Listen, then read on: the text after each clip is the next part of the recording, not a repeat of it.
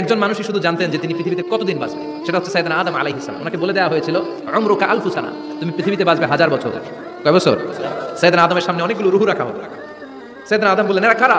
আল্লাহ বললেন, এরা হচ্ছে নাসালুক, তোমার বংশধর, পৃথিবীতে তোমার পরে এরা পৃথিবীতে আসবে। সাইয়েদনা আদম বললেন, আল্লাহ ওই যে একটা রূহ দেখা যায়, এটার নাম কি? আল্লাহ বললেন, হাদা ইবনুকা দাউদ, এটা তোমার ছেলে দাউদ, সে দুনিয়াতে নবী হয়ে আসবে, তার ছেলে সুলাইমান নবী হয়ে আসবে।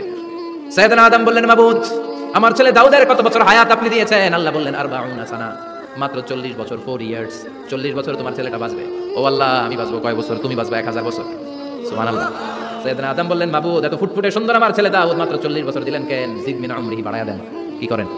সুপারিশ করতেছে পোলার লাইগা কে? বাবা। আল্লাহ আপনি বাড়ায়া দেন। আল্লাহকে বাড়ানো যাবে না, লেখা হয়ে গেছে। রুফিআতিল আকলাম ওয়া জাফাতিস সুহুফ, কলম তুলে নেওয়া হয়েছে আর কালি শুকায় গেছে, আর কিছু করা যাবে? সাইয়েদনা আদম বললেন, মাবুদ, আমার 1000 বছর কেন দিলেন?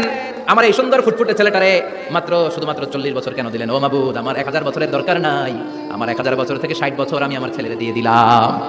দাউদ আলাইহিস সালাম বাঁচবে 40 বছর, তো বাপ আদম যদি আরো 60 দেয়, 40 আর 60 মিলে কত হয়? ভালো হিসাব বুঝে, 100।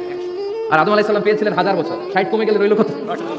940 বছর পৃথিবীতে থাকার পরে মালাকুল মাউত চলে এসেছে, কারণ এটা on time. The death will come on time, it never late, কখনো দেরি হয় না। আল্লাহ বললেন, লিকুল্লি উম্মাতিন আজালুন ফাইদা জাআ আজালুহুম লা ইস্তাখিরুনা সাআতান ওয়া লা ইস্তাকদিমুন। মৃত্যুর একটা নির্ধারিত সময় আমি বেঁধে দিয়েছি, অন টাইম। অন টাইমেই চলে আসে, 1 সেকেন্ড আগেও আসবে না, 1 সেকেন্ড পরেও আসবে না। 940 বছর বয়সে মালাকুল মাউত এসে হাজির, এসে বলল, জিতু আন আকবাদা রূহাক, রূহ কবজ করতে আসছি। আদম আলাইহিস সালাম বললেন, রূহ কবজ করতে আসছেন মানে? আমি বাঁচবো 1000 বছর। কয় বছর? মালাকুল মাউত বললেন, না না, ওই যে আগের কথা স্মরণ করেন, আপনি 60 বছর দিয়ে দিয়েছিলেন। কয় না, আমি দেই নাই, আমি আরো বাঁচুন, আরো 60 বছর পাওনা আছি, আমি দেই নাই। মালাকুল মাউত বললেন, আপনি দিয়েছেন। আদম বলে, দেই নাই। মালাকুল মাউত বলে, আল্লাহ ঘটনা দেখেন, দিয়া কয় দেই নাই। আল্লাহ কয়, থাক, কথা কইছ না, আয়া বস। সুবহানাল্লাহ পড়ো। নাসিয়া আদম ফানাসিয়া বানু, ভুলে গেছেন। আমরা ভুলে যাই, আমরা খেয়ে বসে খাই নাই, নিছিলাম পকেটে, কয় নেই নাই। এরকম ডাকাইত আছে না নাই? নাসিয়া আদম ফানাসিয়া বানু, বিষ্ণু বললেন, আদম ভুলেছে তো তার সন্তানরাও ভুলে যায়। জাহাদা আদম ফাজাহাদা যুররিয়াতু, আদম অস্বীকার করেছে, তার সন্তানরাও অস্বীকার করে। সেদিন থেকে আল কিতাব ওয়া শুহুদ, মানে লিখে রাখার সিস্টেম আর সাক্ষীর সিস্টেম চালু হয়েছে। সুবহানাল্লাহ পড়ো।